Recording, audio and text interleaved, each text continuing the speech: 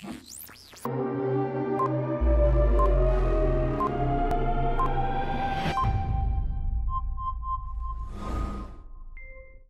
warahmatullahi wabarakatuh. Selamat pagi dan salam sejahtera untuk kita semua.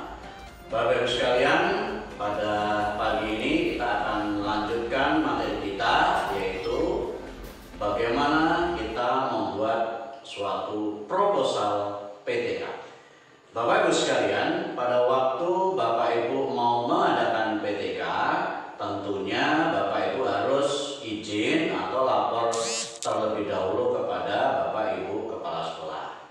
Tapi kita tidak cukup hanya ngomong saja, tapi sebagai seorang profesional, Bapak Ibu cara ngomongnya atau cara izinnya harus dalam bentuk proposal. Agar apa? Agar Bapak Ibu Kepala Sekolah itu tahu PTK apa yang Bapak Ibu akan ambil.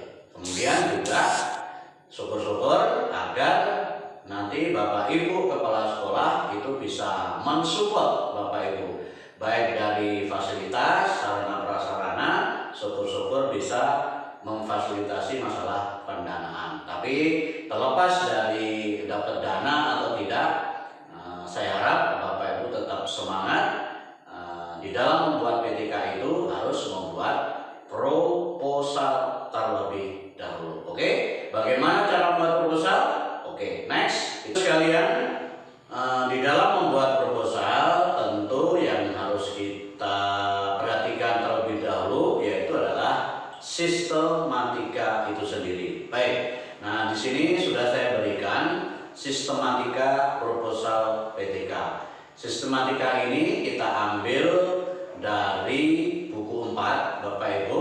Sengaja di sini saya langsung pakai bab ya, agar nanti Bapak Ibu waktu membuat laporannya nanti tinggal menambahkan saja. Boleh saja sebenarnya Bapak Ibu di dalam membuat sistematika proposal itu pakai pola A, B, C, D boleh. Tapi kita pada kali ini kita langsung pakai bab saja. Ya, inilah Bapak Ibu sekalian salah satu sistematika ya. Sekali lagi ya, ini kita ambil rujukan ini dari buku 4 PKB. Yang pertama, Bapak Ibu bisa lihat ada pendahuluan, di mana pendahuluan itu ada latar belakang, rumusan masalah, ada tujuan dan ada manfaat penelitian ya. Kemudian di bab 2 ada kajian pustaka, kemudian ada di sana Bapak Ibu uraikan teori X dan teori Y. Teori X ini nanti Bapak Ibu bisa ambil dari variabel tindakan atau variabel Y-nya, variabel masalahnya. Kemudian ada juga kerangka berpikir ya, kemudian ada hipotesis tindakan. Kemudian bab 3 di sana ada metode penelitian baik dari setting, prosedur, teknik dan pengumpulan data, kemudian analisis data dengan indikator kinerja atau indikator keberhasilan, kemudian nanti ditambahkan jadwal sekaligus daftar pustakanya. Oke, kita akan bahas satu persatu sistematika proposal berikut ini. Baik, Bapak Ibu sekalian, kita masuk ke judul sekarang ya. Penulisan judul harus singkat, spesifik, dan deklaratif. Artinya mencerminkan permasalahan yang akan dipecahkan. Tidak memberikan kemungkinan penafsiran yang beragam.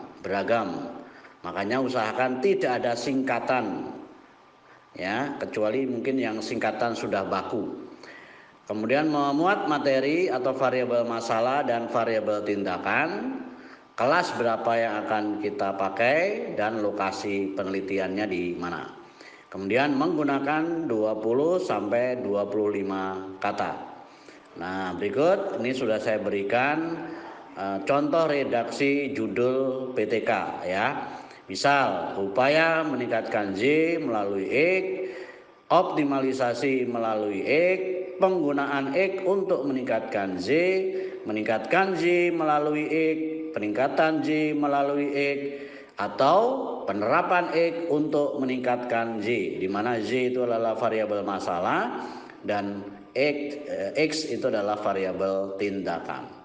Nah, contohnya gimana variabel masalah dan variabel tindakan? Nah, Bapak Ibu bisa lihat misalnya ya, meningkatkan hasil belajar melalui model pembelajaran Numbers Together, mata pelajaran IPA, pokok bahasan apa, siswa kelas 8B, MTSN ND tahun pelajaran 2020-2001. Di sini hasil belajar itu adalah contoh variabel masalah.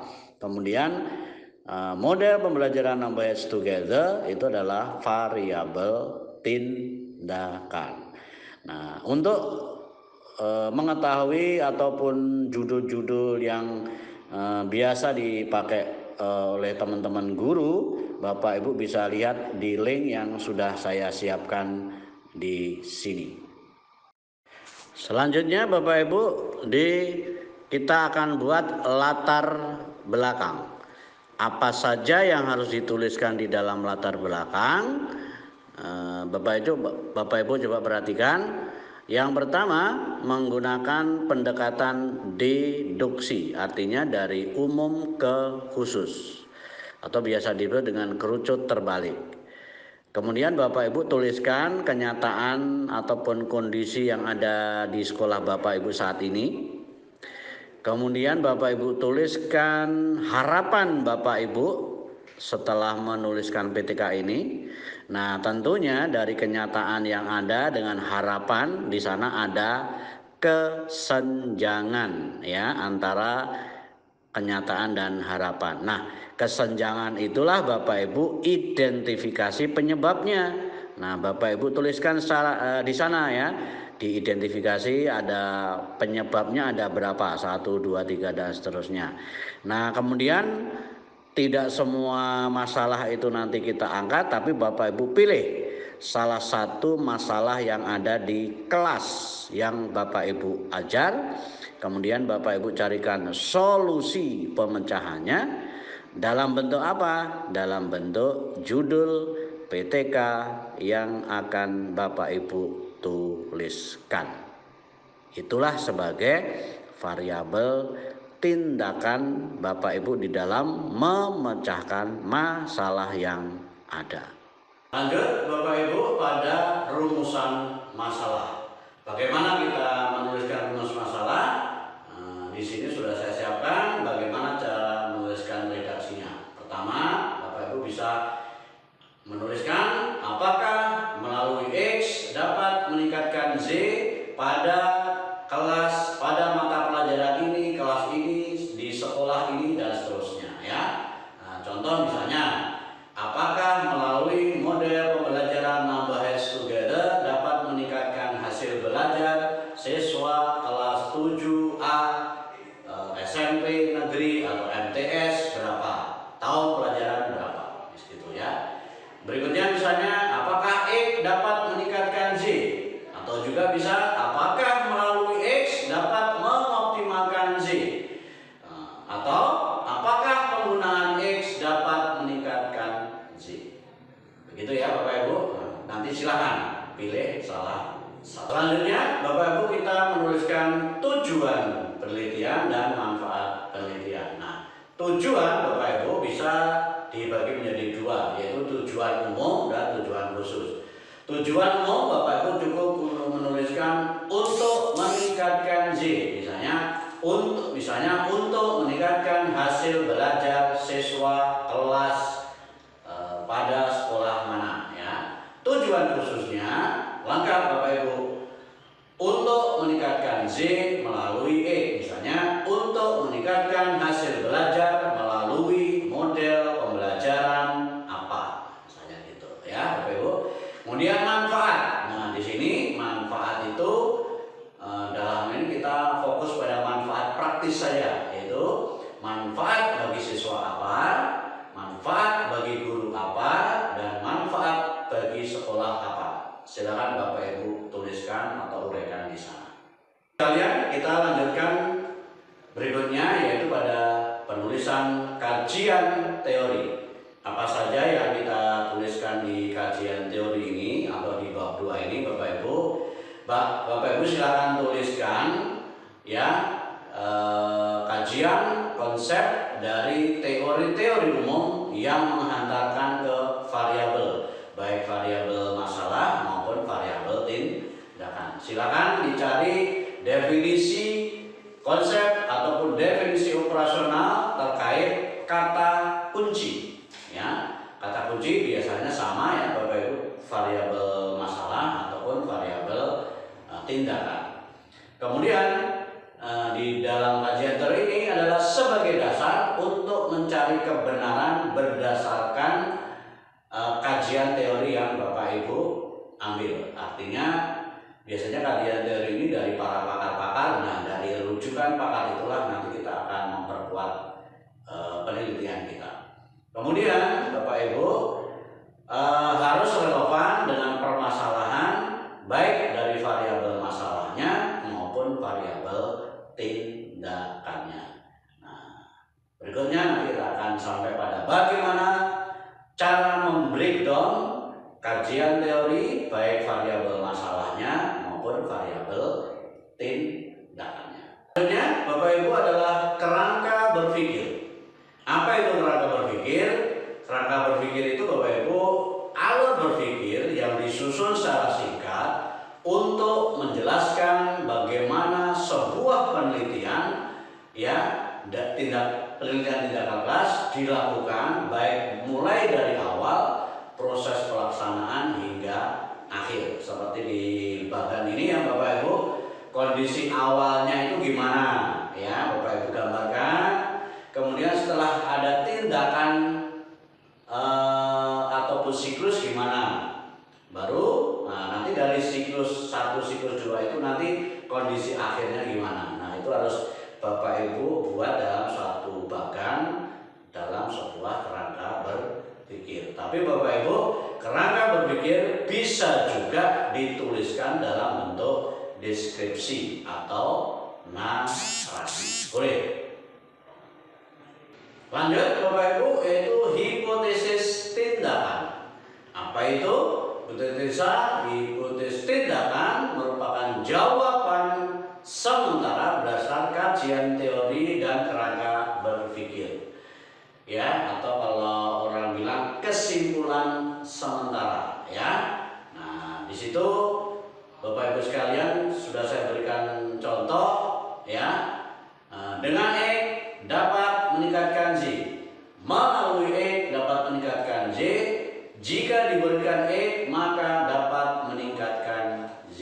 Contohnya misalnya dengan model pembelajaran Now Ways Together dapat meningkatkan hasil belajar siswa kelas sekolah tahun pelajaran dan seterusnya. Begitu Bapak Ibu. Baik Bapak Ibu sekalian, kita lanjutkan ke metode penelitian, atau kalau tadi kembali ke bab, ini sudah kita masuk ke bab 3 Bapak Ibu sekalian ya. Apa saja yang kita tuliskan di metode penelitian ini? Yang pertama Bapak Ibu adalah setting penelitian, kemudian prosedur penelitian, kemudian teknik dan alat pengumpulan datanya, kemudian berikutnya adalah teknis analisis data dan indikator keberhasilan atau indikator kinerja. Nah, bisa Bapak Ibu lihat di sana keterangan dari masing-masing sub, yaitu setting. Bapak Ibu tuliskan tempat penelitian di mana, waktu dari bulan apa sampai apa, subjek penelitiannya adalah siswa kelas berapa, ya, dengan jumlah laki berapa dan perempuan berapa. Prosedur penelitian, nah ini adalah salah satu ciri dari PTK, yaitu adanya siklus. Nah, prosedur di sini Bapak Ibu mulai dari perencanaan, pelaksanaan, observasi, dan sampai ke refleksi. Kemudian teknik dan alat pengumpulan data, Bapak Ibu tuliskan teknik pengumpulan datanya apa, alat pengumpulan datanya apa. Nah, itu di sana Bapak Ibu sesuaikan. Misal teknik itu misalnya tes, itu teknik. Alatnya apa? Lembar tes. Tekniknya observasi, alatnya apa? Lembar observasi.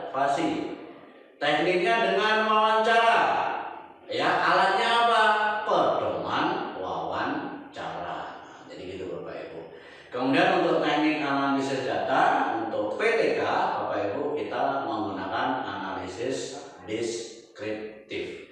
Kemudian adalah indikator kinerja. Di sini adalah tolok ukur berhasil atau tidaknya sebuah PTK itu tergantung dari indikator kinerja. Ya, nanti kita berikan contoh ya, atau nanti Bapak Ibu bisa lihat di bahan ajar maupun di bahan tayang yang ada di LMS ini.